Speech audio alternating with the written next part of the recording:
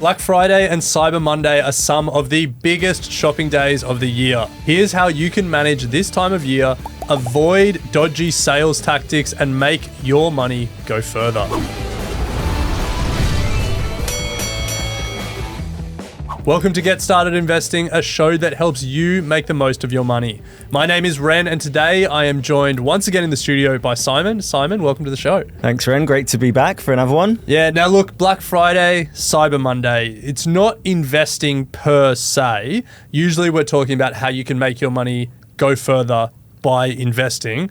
But I think sometimes making the most of your money is about avoiding losing it unnecessarily. And this time of year is high risk to throw some unnecessary money away. Yeah. Highest risk time of the year, I'd say. Yeah, I'd say so. Yeah. Between end of year parties and holidays and shopping, it's a cash black hole. Yeah, and also just that general feeling, I think sometimes the year's over, we'll start again next year. Yeah, whatever. Yeah, budget's already blown for this year. Yeah. But look, that is not what we're advocating here at Get Started Investing.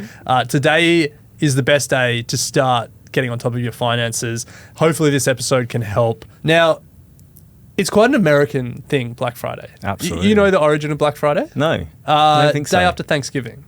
Okay. Yeah. And then Cyber Monday obviously jumped in because of e-commerce, and they wanted to take advantage of the sales. And it's just one of many American things that are creeping into our world here in Australia. So to kick us off, Simon, I wanted you to tell me your favorite and your least favorite American cultural import. Favorite? I reckon favorite probably like streaming and box sets. You know, Netflix, Amazon. Box sets are quite different to streaming. Box sets are like when you buy like the DVDs in a box. I guess maybe like bingeable series. Bingeable TV, yeah. Bingeable TV series, you know, the Breaking Bads, the Severance, like there's a lot of gifts there, and I think All right, that's your most favorite? Least favorite is definitely, and I don't think it's too bad, but the creeping in of American tipping culture. Oh, I hate that so much. I couldn't agree more. Yeah. You know, at the weekend, bought a flat white, a baby chino, and a banana bread. I don't want to be hit with the iPad at the end saying, do you want to give a 25% tip? No, I don't. Just put it in the price and pay your staff appropriately. Yeah, America, pay your staff appropriately. I can't wait to see the YouTube comments on that. Simon, let's get into it. Black Friday, Cyber Monday. The starting point here is de facto life in Australia. There's no avoiding it anymore. There isn't. There's some stats come out here from the Australian Retailers Association. They said Australians projected to spend $6.8 billion over the Black Friday, Cyber Monday period this year. That's up about 4% last year. And the average person who is going to participate is expected to spend about $800. $800. Yeah, yes. $804 to be precise. Are you going to participate? Yeah, I'll be involved. Will you? Yeah. We'll get onto it later on. Are you going to bump that average up? I've got a strategy. Okay, so. Nice. Another survey from Finder found that 55% of respondents said they have or will shop during big events like Black Friday or Boxing Day. They asked about all big sales events. Here's what I found interesting though. Boxing Day, that was the traditional Australian big sale event, day after Christmas. 29% of respondents in Australia said they would be shopping on Boxing Day. 40% said they would be shopping on Black Friday. It's overtaken it. Yeah. I understand why. Black Friday is like the prime buy your Christmas presents time of year. Get organised. And alongside more Australians participating, more consumers participating, more retailers are participating as well. So a Deloitte survey found that participation amongst Australian retailers will be up 3% from last year, with 44% of retailers expected to take part. Now, this is probably the point to say, when you're thinking about Christmas this year, think about shopping local, because a lot of local, smaller retailers can't afford the margin pressure of Black Friday and Cyber Monday. So if you can support local, do support local, because it's the big guys like the Amazons of the world that can afford the margin squeeze. Okay, so that set the scene.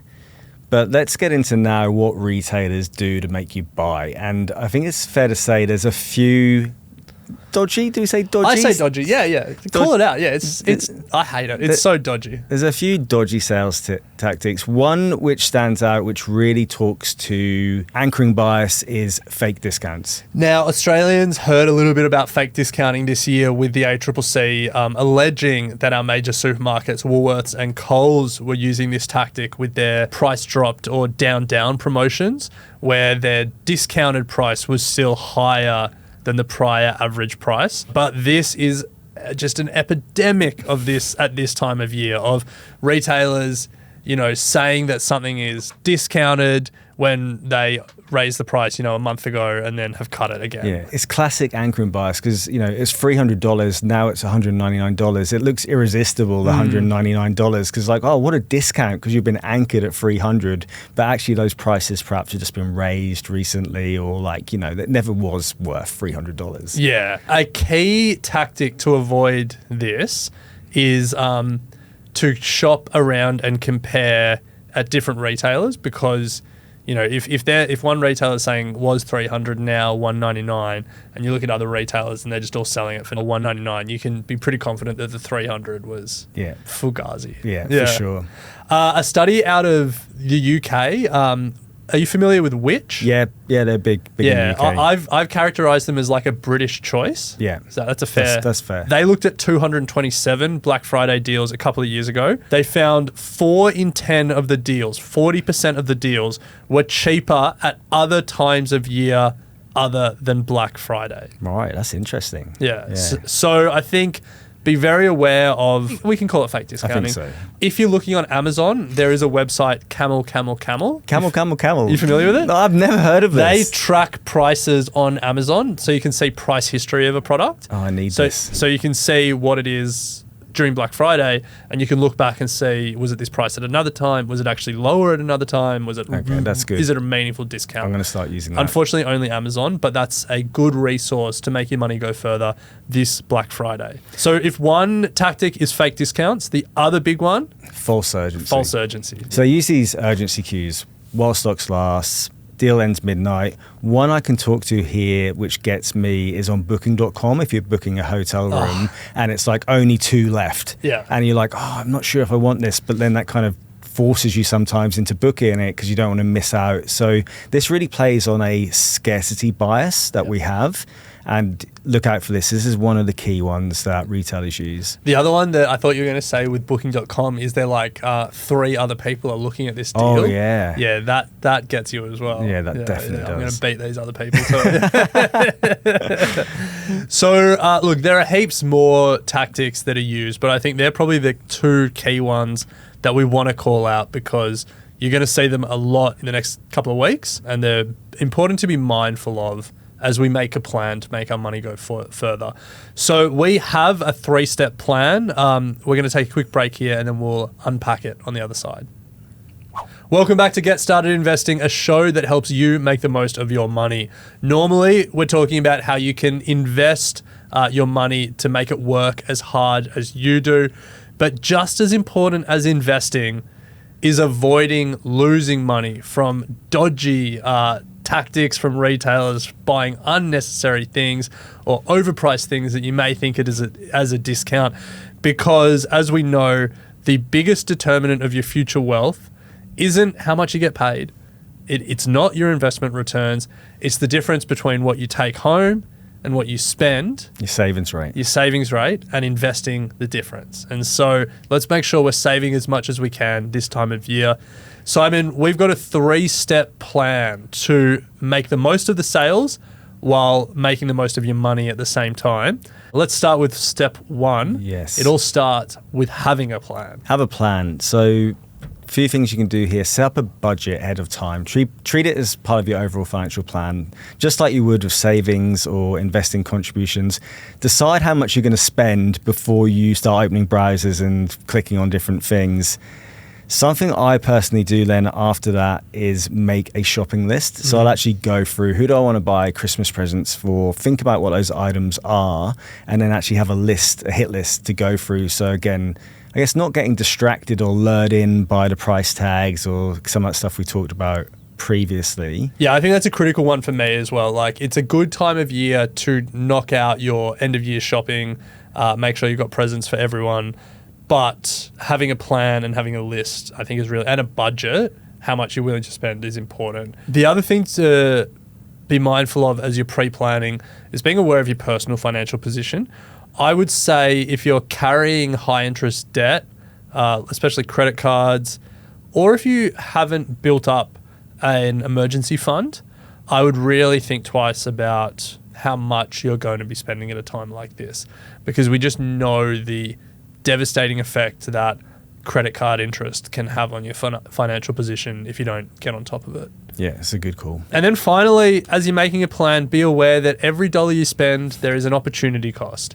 Like this time of year, there's gonna be pressure to spend money, and we recognize that. But beyond what you need to spend, every incremental dollar you spend does have an opportunity cost over the long term. And Simon, you've actually worked out an example. Yeah, this is a classic example. So if you look back 10 years ago, you're thinking about buying an iPhone in the Black Friday sales, let's say $1,000. If you'd actually bought Apple shares at that time, they were around $27 at the time. Okay. Fast forward 10 years, those shares are now worth around $270.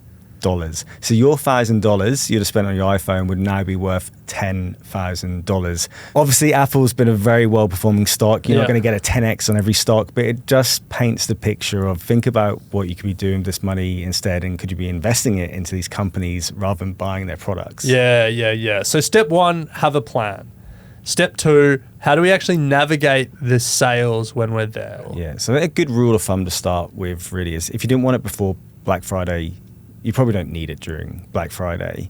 If it wasn't discounted, would you actually be buying it? Do you actually need it? If you get past that, then you kind of alluded to earlier, but compare prices. Just because something's marked 50% off doesn't automatically mean it's a good deal. Make sure you know what the regular price was and check across multiple websites and vendors. Yeah. I think that for me is just the classic one. Like that cuts through a lot of the noise around different levels of discounting, different levels of false urgency if you're comparing across different retailers. I think another one, we spoke about that for false urgency, but we're labeling it avoid deal fever. Deal fever. Because you can really get swept up. And I think just really pause and ask, if this was just the price, if it wasn't Black Friday, if I wasn't getting this pressure, would I buy it? Yeah. And then the next thing you can do to avoid buyer's regret, I guess, is just check the return policy and the warranty. And then, especially for those big ticket items, and then it gives you a bit of a get out, I guess, if you do change your mind in a few days' time, maybe I shouldn't have bought this or I've overspent, you can get it back and get your refund. Yeah. And then I think remain disciplined with your plan. And I think there are some ways that you can enforce this discipline onto yourself. One simple one would be don't go shopping with a credit card, go shopping with a debit card, and only have the money on the debit card that was part of your plan. If you want to take it to another extreme, take the money out in cash. Get the cash. And just buy things in cash. Try and negotiate a discount while you're there as well if you're buying things in cash. Hard to do that on Cyber Monday too. It's hard to do that on Cyber Monday, I will give you that. But I think about structures that will keep you accountable to your plan. Loading up the debit card with just the money that you plan to spend is a good, simple way to just add some friction to your desire to overspend. Yeah.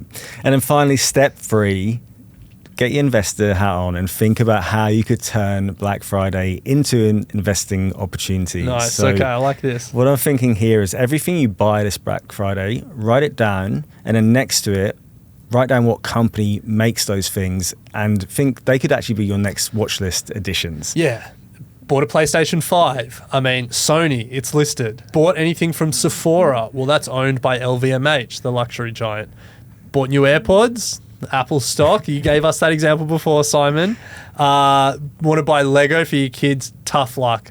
Not listed. So it doesn't work in every situation, but I think it's a really good point that a good indicator of companies that are going to do well are companies that make things that are popular, that are desired, that people want to spend their money on. And this is the time of year where you can really see that. Figure out what gifts you want or like what your family and your friends are asking for. And there's a pretty good indication that that company's going to have a good sales year because we are the consumers for so many of these companies. And the classic example for me of just using information around you to make investment decisions was when I owned A2 Milk. I was working at Coles and I always said my sell signal for A2 Milk would be when we can keep infant formula on the shelves.